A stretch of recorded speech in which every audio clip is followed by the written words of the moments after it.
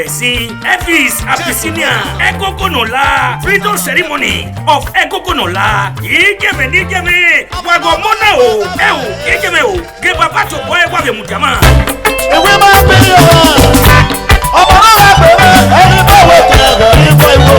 Agbak manoviolita, okome o, megiazu waborenia, Egogo Nola no bijeme. Mami ogo bane doni, wari oni Megogo Nola. Aba mandokie.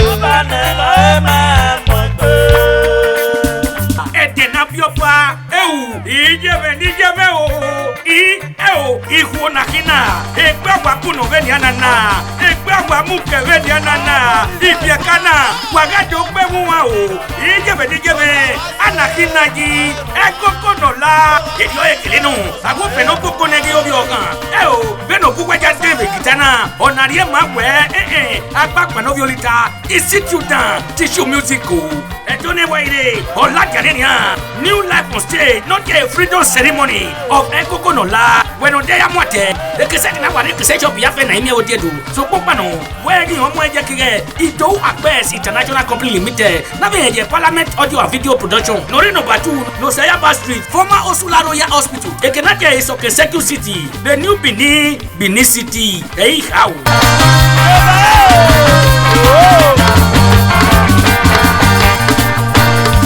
Hey, walk.